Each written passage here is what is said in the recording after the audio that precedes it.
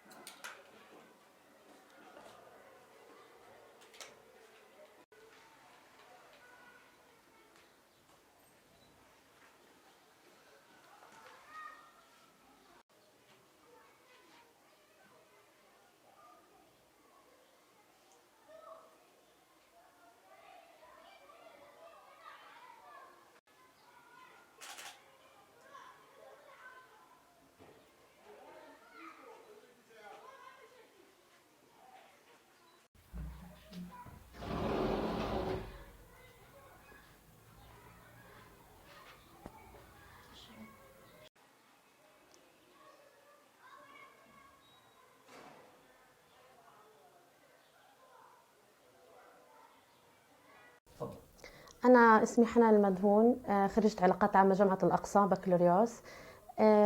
عمري 36 سنة، من غزة.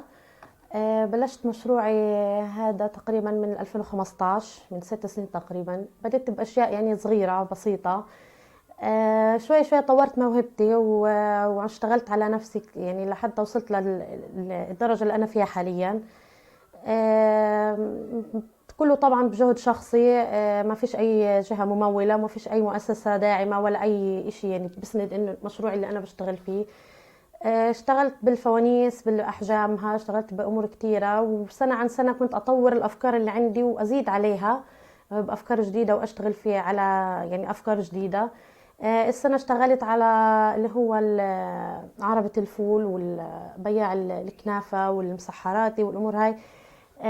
اشي جديد عندنا مش موجود يعني ما مش معتاد عليه في اطار اللي هو زينة رمضان والامور هاي. حبيت ان اشتغل عليها والحمد لله يعني لقت اعجاب واقبال عليها.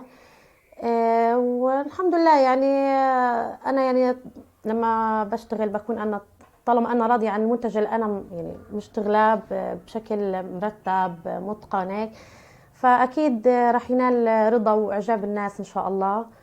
وبتمنى انه يعني مشروعي ينجح اكتر وينعرف اكتر ويتطور اكتر، والمؤسسات اللي يعني بتدعم المشاريع الصغيرة اللي زي هيك انها يعني تساندنا وتكون معنا، واي تمويل اي مساندة اي دعم اكيد راح يدعم المشروع للامام، وراح يعطينا تحفيز اكتر وان نتقدم اكتر في يعني في حاجات اكتر من هيك.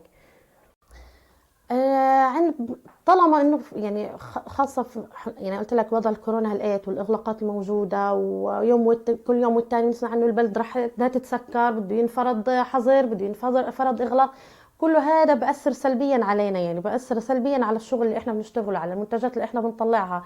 فمش عارفه انه كيف الواحد بده يطور اموره، بده لازم في جهات يعني تسهل لنا تساعدنا انه احنا نقدر نكبر ونتطور اكثر من اللي احنا فيه.